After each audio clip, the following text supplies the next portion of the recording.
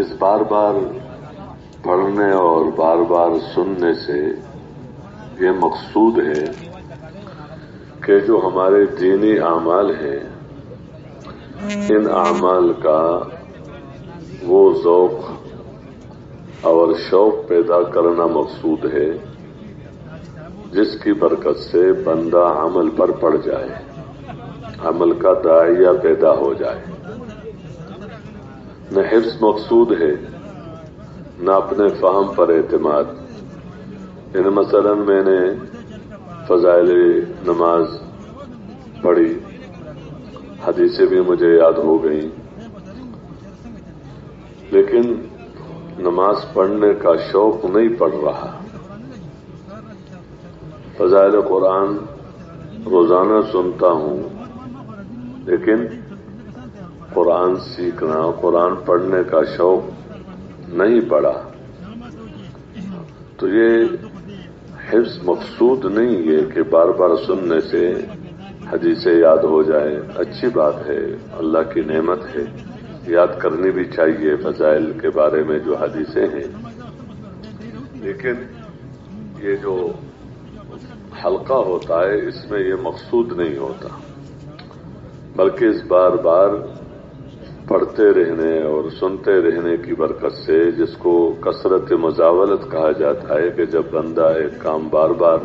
روزانہ کرتا ہے تو اس کا عادت پڑ جاتی ہے، اس کا شوق پڑتا ہے، تو وہ ان اعمال کا وہ ذوق اور شوق پیدا کرنا مقصود ہے جو بندے کو عمل پر ڈال دے۔ ایک تو ہے نا، مثلا میں یہ کہتا ہوں مجھے بڑا شوق ہے لیکن کیا کروں، ذکر کرنے کا شوق ہے لیکن تسبیحات پوری نہیں ہو جاتی، قرآن پڑھنے کا بہت شوق ہے لیکن آگے سیکھتا نہیں ہوں، یا اگر سیکھا ہے پڑھتا نہیں ہوں، تو یہ نہیں، بلکہ ان فضائل کو بار بار سنتے رہنے کی برکت سے، پڑھتے رہنے کی برکت سے، ان دینی اعمال کا، یہ ہمارے دینی اعمال ہے، نماز ہے، روزہ ہے، زکوٰۃ ہے، حج ہے، کلمہ ہے، قرآن پاک ہے، ذکر ہے، تبلیغ ہے، اور پھر حضرات صحابہ کرام کی زندگی، صحابیات کی زندگی، ان کے بچوں کی زندگی، اس کو سامنے رکھ کر اس کی طرف آگے بڑھنا، تاکہ ان اعمال کا وہ ذوق اور شوق پیدا کرنا مقصود ہے جو بندے کو عمل پر ڈال دے۔ اس لیے حفظ مقصود نہیں ہے، اور نہ اپنے فہم پر اعتماد۔ فہم یہ ہے کہ مثلا حدیث پڑھی، اس لیے حدیث کا ترجمہ لکھا ہوا ہے، اور پھر اس حدیث کے متعلق جو ضروری بات ہے وہ حضرت شیخ رحمہ اللہ نے فائدہ کے عنوان سے لکھا ہے، تاکہ کوئی بندہ حدیث کو اپنے فہم کے اعتبار سے نہ سمجھے اور اس کی تشریح اپنی طرف سے نہ کرے۔ تو اس لیے یہی کہا جاتا ہے کہ اس حدیث کو اگر بندہ عالم ہے تو حدیث جو الفاظ ہے وہ پڑھے عربی میں، ایک دفعہ، دو دفعہ، تین دفعہ، اس کے اپنے انوارات ہیں، اور جو حدیث نہیں پڑھ سکتے، علم نہیں کیا، اگرچہ تھوڑی بہت عربی آتی ہے اس کو، لیکن اس بیچارے کو پتہ نہیں ہوتا ہے کہ زبر زیر کے بدلنے سے معنی میں کیا تبدیلی آتی ہے، تو ضروری نہیں ہے کہ بلکہ وہ نہ پڑھے، بس جو ترجمہ ہے وہ ترجمہ پڑھ لے۔ اس لیے اس کو 2 دفعہ پڑھ لے، 3 دفعہ پڑھے، اور فائدہ بھی ساتھ پڑھے۔ تو بہرحال یہ مقصود ہے۔ پھر یہ ہے کہ یہ حلقہ چونکہ ہمارا فضائل کا ہوتا ہے، مسائل کا نہیں ہوتا، لیکن مسائل سے ہم مستغنی نہیں گے۔ نماز کا شوق ہے لیکن پڑھنی کیسی ہے؟ قرآن پڑھنے کا شوق پیدا ہو گیا، پڑھتا بھی ہوں لیکن غلط پڑھتا ہوں، اس لیے وہ ذوق اور شوق پیدا کرنا مقصود ہے جو بندے کو عمل پر ڈال دے، اور پھر یہ اس عمل کا جو علم ہے تو وہ فارغ اوقات میں علماء سے سیکھے، یعنی یہ داعیہ پیدا ہو جائے کہ میں نے اس عمل کو علم کے مطابق کرنا ہے، اور عمل کا علم علماء کے پاس ہے، تو علماء سے علم لے کر اس علم کے مطابق عمل میں لگنا، یہ مقصود ہے ہمارے اس تعلیم سے۔ اس لیے درخواست یہ ہے کہ جہاں تک ان حلقوں کا تعلق ہے تو یہ بھی عملوں میں سے ایک عمل ہے، یہ بھی ہمارے اعمال میں سے ایک عمل ہے، تو اس کی فضیلت بھی سامنے ہو کہ واقعی جب بندہ ان حلقوں میں بیٹھتا ہے تو ان حلقوں میں بیٹھنے کی برکت سے سکینہ نازل ہوتی ہے۔ اب یہ یقین ہو کہ اس وقت سکینہ نازل ہو رہی ہے اور فرشتوں نے ہمیں اپنے گھیرے میں لے لیا ہے اور رحمت نے ڈانپ لیا ہے، اور اس وقت اللہ ہمارا تذکرہ اپنے ہاں کر رہے ہیں کیونکہ اس کے فضائل ہیں، اس کا استحضار ہو۔ اب یہ مقصود تب حاصل ہوتا ہے کہ جب بندہ تعلیم میں بیٹھے، کیونکہ صرف یاد کرنے سے یہ مقصد حاصل نہیں ہوتا، بیٹھنے سے ہوگا جب سنے گا، اور بیٹھنا ادب کے ساتھ ہو، بیٹھنا ادب کے ساتھ ہو۔ اس لیے اللہ توفیق دے، جس کی عادت پڑ جائے تو بڑی اچھی عادت ہے کہ انہیں ایسے حلقوں میں بیٹھنے سے پہلے بندہ 2 رکعت نماز پڑھ کر اللہ پاک سے اپنے گناہوں کی معافی مانگے اور گناہوں کی نفرت پیدا ہو جائے اور صحیح زندگی گزارنے کے نیت اور عزم ہو تو اللہ پاک سے مانگا جائے۔ پھر جب بیٹھے تو بیٹھنے میں آداب کا خیال رکھا جائے۔ جتنا عمل میں انسان ادب کا خیال رکھتا ہے اتنا وہ عمل وہ جاندار ہو جاتا ہے۔ تو بیٹھنے میں احسن اور بہترین جو طریقہ ہے وہ ہے جو نماز میں نمازی بیٹھتا ہے، تو التحیات کی شکل ہے۔ یہ الگ بات ہے کہ نماز میں بھی اگر بندہ مثلا اس طرح نہیں بیٹھ سکتا ہے تو معذور ہے، مثلا جیسے قیام ہے نماز میں تو بندہ کھڑا نہیں ہو سکتا تو بیٹھ کر پڑھے، بیٹھ کر نہیں پڑھ سکتا تو لیٹ کر پڑھے، اشارہ سے پڑھے۔ تو اس طرح یہاں بھی اگر بندہ اس طرح نہیں بیٹھ سکتا ہے، معذور ہے، تو ٹیک لگا کر سن سکتا ہے تو ٹیک لگا کر سنے، عذر ہے اس کو۔ لیکن بغیر عذر کے ٹانگے پھیلا کر سننا، دور بیٹھ جانا کہ آواز پہنچ رہی ہے، یا یعنی ٹیک لگا کر سننا، یہ مناسب نہیں ہے۔ اس لیے جہاں تک ہو سکے تو بندہ اس بات کی کوشش کرے کہ التحیات کی شکل میں ہو۔ یہ بھی نہیں کہ بس اسی میں لگا رہتا ہے کہ میں نے اپنے حیات نہیں بدلنا، آسانی سے جتنا ہو سکے پھر اپنی حیات بدل لے، پھر کر لے۔ اس طرح عادت پڑنے سے پھر آسان ہو جاتی ہے۔ اس طرح دوسری بات یہ ہے کہ سننا ہو تو قرآن اور حدیث کو توجہ سے سننا۔ توجہ یہ کہ بندہ اس وقت متوجہ ہو کہ دیکھو میں اس حلقے میں بیٹھا ہوں، اللہ پاک مجھے دیکھ رہے ہیں، غفلت نہ ہو، اور کتاب پڑھنے والے کی طرف بندہ دیکھے، یعنی اس کی طرف دیکھے، نیچے نہ دیکھے، دائیں بائیں نہ دیکھے، بلکہ جو پڑھ رہا ہے کتاب کی طرف یا پڑھنے والے کی طرف نظر رکھے۔ جو حدیث سنے اپنے کو مخاطب سمجھ کر سنے کہ دیکھو یہ اللہ کی بات ہے، اللہ کے رسول صلی اللہ علیہ وسلم کی بات ہے، مومنوں سے بات ہو رہی ہے، میں مومن ہوں تو گویا میں اس بات کا مخاطب ہوں، اس لیے تعظیم کے ساتھ ہو، کیونکہ اللہ پاک کے بات کا میں مخاطب ہوں تو تعظیم کے ساتھ ہو، ادب کے ساتھ ہو۔ حضور پاک صلی اللہ علیہ وسلم کی بات کا میں مخاطب ہوں کہ میرے سے بات فرما رہے ہیں، اس لیے تعظیم کے ساتھ اور ادب کے ساتھ سننے کی کوشش ہو۔ پھر جو بات سنی جائے حضور پاک صلی اللہ علیہ وسلم کا نام ہو تو درود پڑھے، اور جو بات سنی جائے تو بندہ اپنے کو مخاطب کرے، تو اپنے کو دیکھے کہ میرا کیا حال ہے۔ مثلا فضائل قرآن ہے، فضائل ذکر ہے، فضائل نماز ہے، نماز میں یعنی نماز پڑھنے کی فضائل نماز چھوڑنے پر وعیدیں، جماعت کے ساتھ نماز پڑھنے پر فضائل، جماعت چھوڑنے پر وعیدیں، خشوع خضوع کے ساتھ نماز پڑھنے پر فضائل، خشوع خضوع کے ساتھ نماز نہ پڑھنے پر وعیدیں، اس طرح یہ سب چیزیں انہی کتابوں میں ہیں۔ تو بندہ اپنے کو دیکھے ہر عمل کے اعتبار سے، اگر اللہ نے توفیق دی ہے اس عمل میں لگنے کی تو دل میں اللہ کا شکر ادا کرے، کیونکہ کوئی بھی نیکی بندہ اللہ کے فضل اور اللہ کے کرم کے بغیر نہیں کر سکتا، تو اس پر اللہ کا شکر ادا کرے اور یہ عزم اور نیت ہو کہ اس میں اور بھی زیادہ سے زیادہ لگوں، مزید بھی۔ اور اگر اس عمل کی توفیق ابھی تک نہیں ملی، اگرچہ بندہ سنتا رہتا ہے لیکن ابھی تک اس کی توفیق نہیں ملی، تو اس بات کی نیت کر لے اس وقت کہ انشاءاللہ آج سے میں اس عمل کا اہتمام کروں گا۔ اس طرح ہم سننے کی کوشش کریں۔ کوئی وعید ہے کسی گناہ پر تو بندہ اپنے کو مخاطب سمجھے کہ میرا کیا حال ہے، نماز چھوڑنے پر وعید ہے، روزہ نہ رکھنے پر وعید ہے، غفلت کے ساتھ زندگی گزارنے پر وعید ہے، جو بھی ہے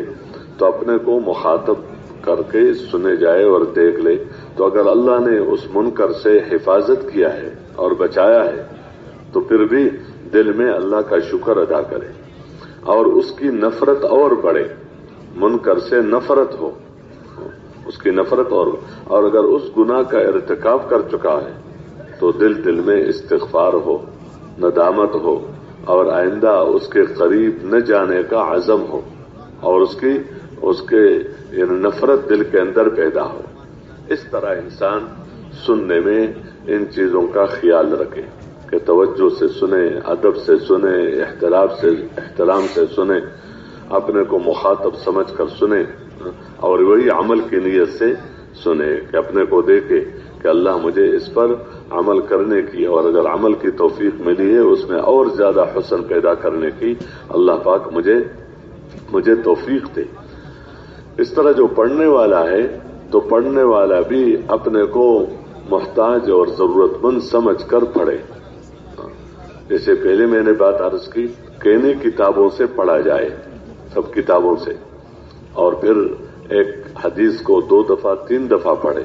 اور فائدہ بھی پڑھے جو حضرت شیخ رحمہ اللہ نے لکھا ہے۔ پڑھنا بھی توجہ کے ساتھ ہو، ادب کے ساتھ ہو کہ اللہ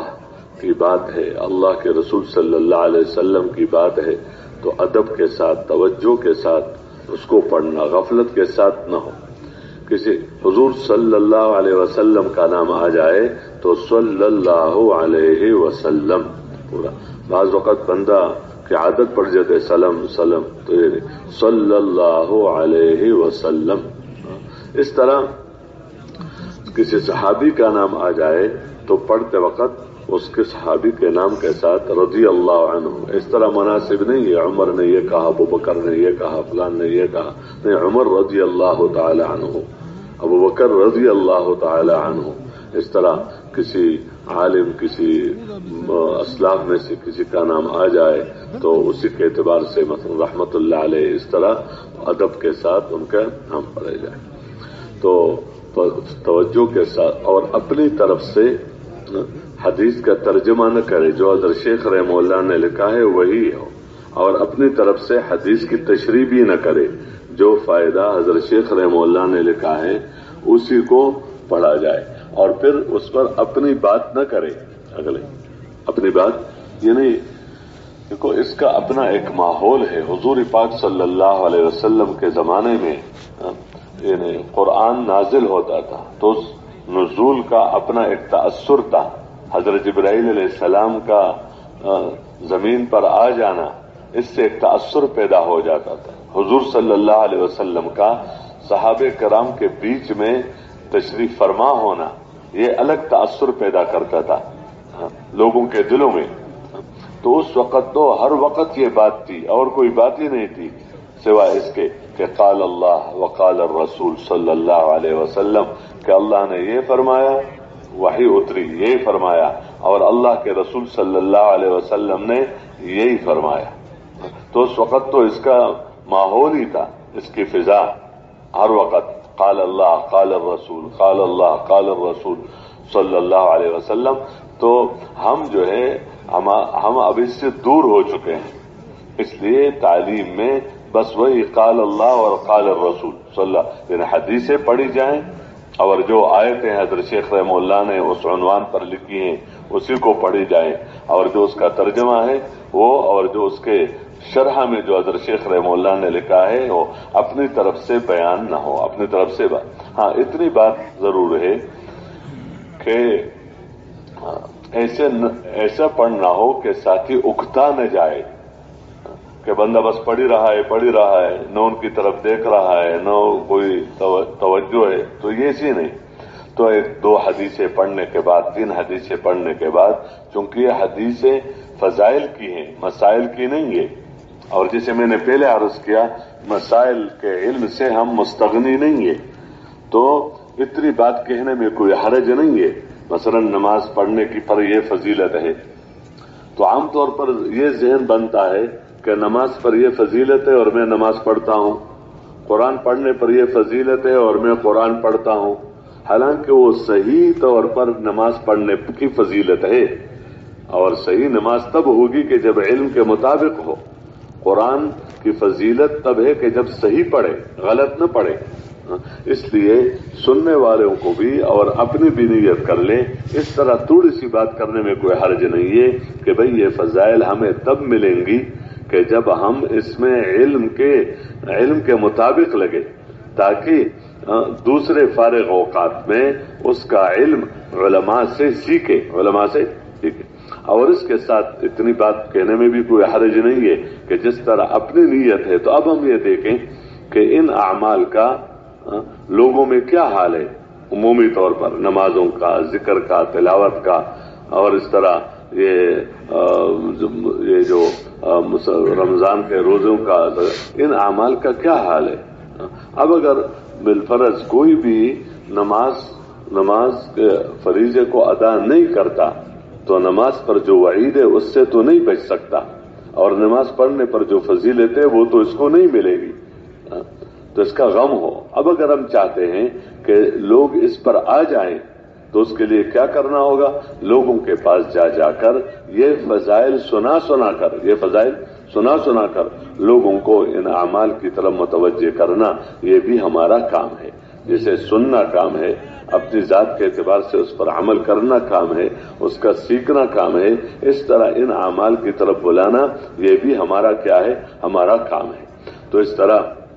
یعنی ان آداب کا ہم خیال رکھیں، پڑھنے والا بھی اور سننے والا بھی. باقی اس کے جو اجزاء ہیں وہ تجوید بھی ہے، کتابوں سے پڑھنا بھی ہے، 6 نمبروں کا مذاکرہ بھی ہے. تو تجوید میں یہ بات عرض کی جاتی ہے کہ یعنی اتنا قرآن سیکھنا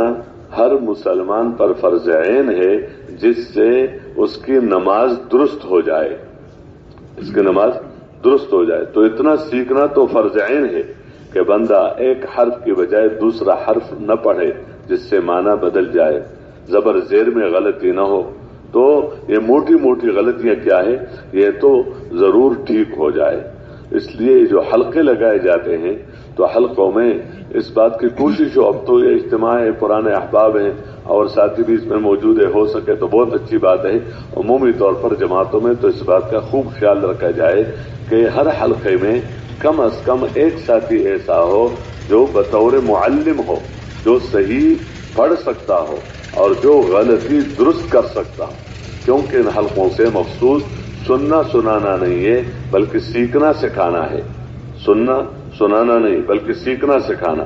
اور سیکھنا سکھانا بھی سبقن ہے. ایک وقت میں پورا بس سکھا دیا آگے چلو، وہ بھی غلطی بتا دیا آگے چلو، تو ایک ہی وقت میں سب کچھ سکھا دینا یہ ظاہر باتیں مفید نہیں ہوتی. جو غلطی ٹھیک ہو گئی اب اگلا سبق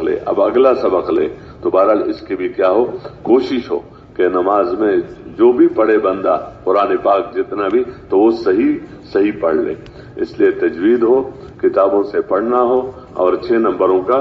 مذاکرہ ہو. جو 6 نمبروں کا مذاکرہ ہوتا ہے وہ اسی مقصود کے لیے ہوتا ہے کہ یہ نہیں کہ کوئی بندہ بات کرنے والا بن جائے تاکہ اس کو بات کرنی آ جائے. نہیں، یہ سب کی ضرورت ہے کہ یہ جو ہر نمبر کی جو حقیقت ہے اور اس کے جو فضائل ہیں تو وہ سامنے ہو کہ بندے کے اندر یہ فکر اپنے ایمان کے بارے میں بندے کو فکر لگ جائے. کیونکہ اگر اپنے ایمان کے بارے میں بندہ مطمئن ہو گیا، یا نمازوں کے بارے میں، یا اپنے اخلاق کے بارے میں، یا اپنی محنت کے بارے میں بندہ مطمئن ہو گیا تو اب محنت نہیں کرے گا آگے. حالانکہ یہ سب خوبیاں ایسی ہیں کہ کسی بھی سطح پر پہنچ کر بندہ یہ نہیں کہہ سکتا ہے کہ میں اس میں آگے نہیں بڑھ سکتا ہوں.